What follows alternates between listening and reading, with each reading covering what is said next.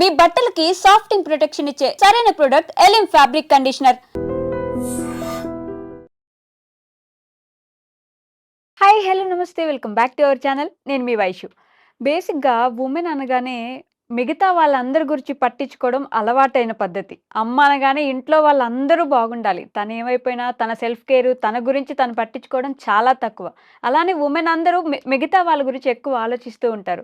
మరి వాళ్ళ self care ఎప్పుడు తీసుకుంటారు, వాళ్ళ గురించి వాళ్ళు ఎప్పుడు పట్టించుకుంటారు, ఇలాంటి చిన్న చిన్న టిప్స్, అంటే వాళ్ళ సెల్ఫ్ కేర్ ఎలా తీసుకోవాలి, ఇలాంటి విషయాలన్నీ మాట్లాడడానికి ఈరోజు నాతో పాటు ఉషా వేమూరి గారు ఉన్నారు. Motivational speaker and counsellor. మేడంతో మాట్లాడదాం. హలో మ్యామ్, నమస్తే. నమస్తే. బాగున్నారా మ్యామ్? చాలా బాగున్నాను. ఓకే. మీలాంటి అమ్మలందరూ ముందు ఇంట్లో వాళ్ళందరూ బాగుండాలి, ఇంట్లో వాళ్ళు బాగుంటే చాలు, నా ఆరోగ్యం ఏముందిలే, నాదేముంది, బాగానే ఉంటాను, సెల్ఫ్ కేర్ అట్లాంటివి ఏమి ఉండవు. ఒకానొక స్టేజ్ వచ్చేసరికి కొంచెం డిప్రెషన్లోకి వెళ్ళిపోవడం, అయ్యో నేనేంటి ఇలా అయిపోతున్నాను అనే ఫీలింగ్ వచ్చేస్తుంది కదా. కరెక్ట్. వాళ్ళకి ఎలాంటి టిప్స్ ఇవ్వగలరు మ్యామ్ మీరు? ఇది యాక్చువల్‌గా దీనికి చెప్పాలంటే హోలిస్టిక్ హెల్త్ అనేది చాలా ఇంపార్టెంట్. అంటే మనం ఎప్పుడు హెల్త్ బావుండాలి అంటే ఫిజికల్‌గా అనుకుంటాం కరెక్ట్. కదా! సో, వరల్డ్ హెల్త్ ఆర్గనైజేషన్ కూడా చెప్పింది. హెల్తీ పర్సన్ అంటే ఎవరు డెఫినిషన్ అంటే mental health, physical health and emotional health, wow. Spiritual health 3 కరెక్ట్‌గా ఉండాలి. కరెక్ట్. ఇప్పుడేమవుతుంది ఆడవాళ్ళకి అంటే చాలామంది ఆడవాళ్ళకి నేను చూసి యాస్ ఎ కౌన్సిలర్ చెప్తున్నాను. నా దగ్గరికొచ్చే ఫ్యామిలీ కౌన్సిలింగ్‌లో వచ్చే కేసులను బట్టి కూడా. ఓకే. వీళ్ళకి ఏమవుతుందంటే ఆడవాళ్ళందరూ ఎప్పుడూ కూడా వేరే వాళ్ళ చుట్టూ ఫ్యామిలీ మెంబర్స్ చుట్టూ వాళ్ళ లైఫ్ అంతా అల్లుకుంటారు ఓకే.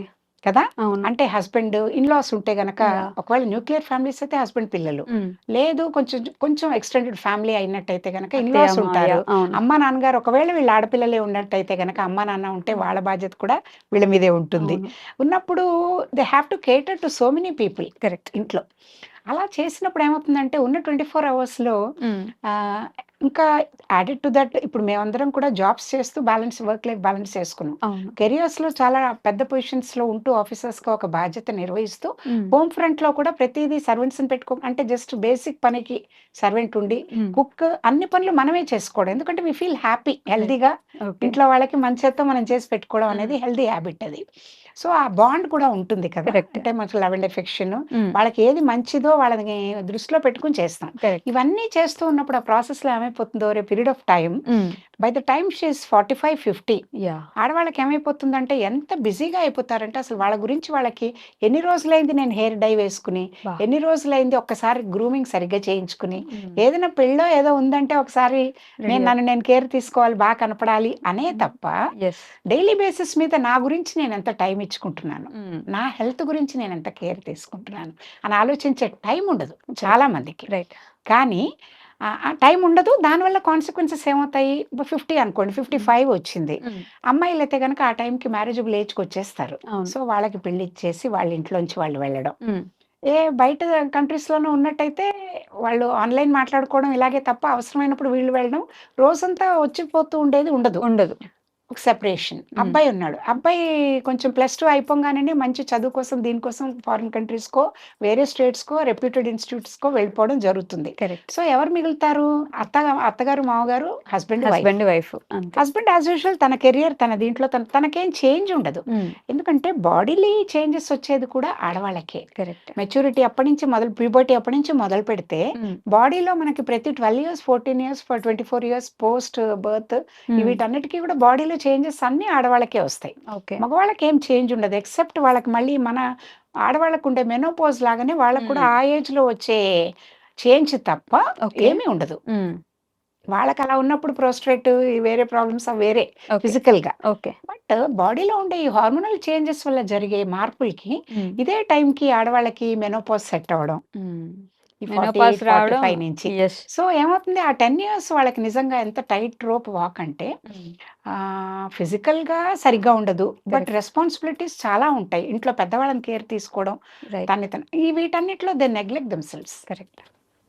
వాళ్ళకి వాళ్ళు ఎక్సర్సైజ్ చేయడం కానీ, లేకపోతే వాళ్ళకి హ్యాపీనెస్ ఇచ్చి, వాళ్ళ మెంటల్ హెల్త్ సరిగ్గా ఉండే విధంగా వాళ్ళని వాళ్ళు ఎంగేజ్ చేసుకోవడం గాని చేయరు. కరెక్ట్. చేయకుండా డిపెండ్ అవుతారు. ఒకలాంటి వాయిడ్ వచ్చేస్తుంది. పిల్లలు వెళ్ళిపోయారు ఇంట్లోంచి. అవును. అబ్బాయి అక్కడికి వెళ్ళాడు, అమ్మాయి ఇక్కడికి వెళ్ళింది. ఒకలాంటి వాయిడ్. అయ్యో! నా మీద డిపెండ్ అయిన వీళ్ళు నలుగురిలో ఒక ఇద్దరు ఇప్పుడు నా దగ్గర లేరు.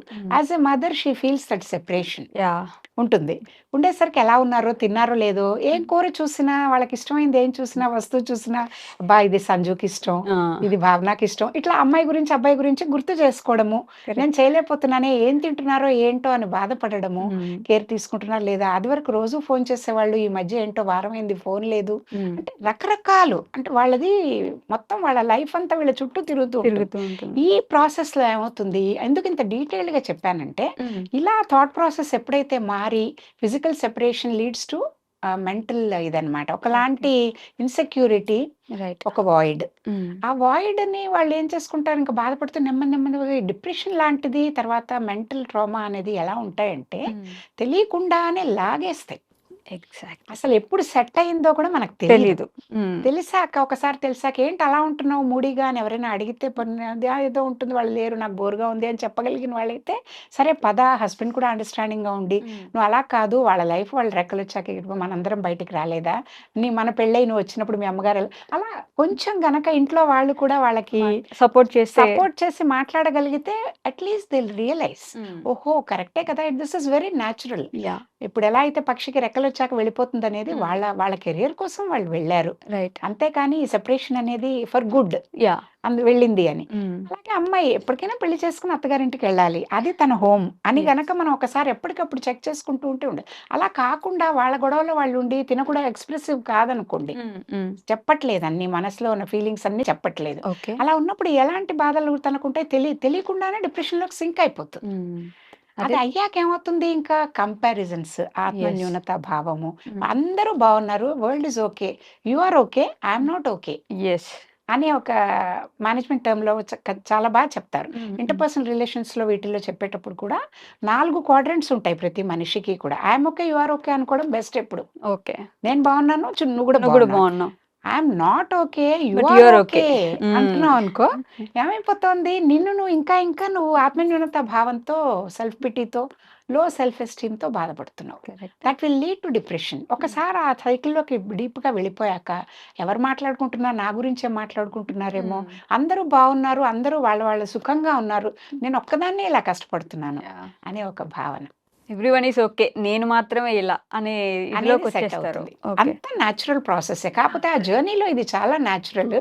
కానీ నేను దీన్ని ఎలా హ్యాండిల్ చేయాలి, సపోర్ట్, ఇప్పుడు ఏదో ఫ్యామిలీ మెంబర్స్ సపోర్ట్ కానీ, కౌన్సిలర్ సపోర్ట్ కానీ, ఇలా ఏదైనా ఉన్నప్పుడు ఎప్పుడు కూడా మేము అడ్వైస్ చేసేది ఏంటంటే, నీకెవరి మీద ట్రస్ట్ ఉందో, ఎవరితో నువ్వు కన్ఫైడ్ అయ్యి చక్కగా మాట్లాడగలవో, ఇంట్లో వాళ్ళు అలా ఉంటే పర్లేదు, లేదా అంటే నీకెవరైనా ఇలా హెల్ప్ తీసుకుని, ప్రొఫెషనల్ హెల్ప్ తీసుకుని, వాళ్ళతో నువ్వు ఓపెన్గా కమ్యూనికేట్ చేసి నీ ప్రాబ్లమ్ని చెప్పగలిగినప్పుడు we're all there to help అమ్మా. ఏముండదు, that's very easy to come back. ఎందుకంటే అదేమి పెద్ద సమస్య కాదు, ఒక టెంపరీ మూడ్ స్వింగ్. ఆ మూడ్ స్వింగ్ ని మళ్ళీ మనం కంట్రోల్లోకి తెచ్చుకోవాలంటే ఎట్లా మన మైండ్ ని డైవర్ట్ చేసుకుని ఎంగేజ్ చేసుకోవాలి. ఇంకేదైనా నిమగ్నం అయితే అంటే ఇప్పుడు చాలా మందికి ఇంట్లో పని కొంతవరకు తగ్గిపోయింది కదా, సొసైటీకి మన అవసరం ఎంత ఉంది, ఎప్పుడు ఇంట్లో పిల్లలు వాళ్ళు ఇప్పుడు సెల్ఫ్ సఫిషియెంట్ అయ్యారు, నేనేమైనా చేయగలనా అంటే అన్ని డబ్బు కోసమే అవసరం లేదు కదా. డబ్బు కోసం చేయకుండా చేసే పనులు, ఆనందాన్ని ఇచ్చే పనులు చాలా ఉన్నాయి, ఎన్నో ఉన్నాయి. నీకు చేతనైంది చెయ్యి, అందరూ అన్నీ చేయలేరు కదా. నీకు చేతనైంది చెయ్యి, జనంతో ఉండు, హాలిడేకి వెళ్ళు, ఒక హాబీ డెవలప్ చేసుకో కదా. ఇలాంటివి ట్రై చేయాలి, చేసుకుంటూ వాళ్ళని వాళ్ళు ఎంగేజ్ చేసుకుని, డైవర్ట్ చేసుకుని, ఖాళీగా ఉండడం అంటే ఎప్పుడు ఏం చెప్తారు, అలోన్ గా ఉండడం వేరు, లోన్లీగా ఫీల్ అవ్వడం వేరు. కరెక్ట్. అలోన్ గా ఉన్నప్పుడు కన్స్ట్రక్టివ్ గా నువ్వు ఎంగేజ్ చేసుకో, నువ్వేం చేస్తే నీ లోన్లీనెస్ ని పోగొట్టుకోగలవు. అంతేగాని జనంలో ఉన్న నీ ఒంటరితనంతో నువ్వు బాధపడచ్చు.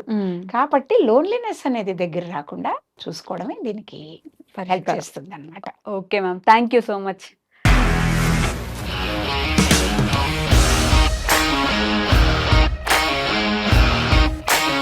ఇండస్ట్రీలో కమిట్మెంట్ ఇష్యూస్ వస్తే నీకు కూడా వచ్చినట్టు? మార్నింగ్ తీసుకెళ్ళాలంటే కొట్టి పడేస్తారు.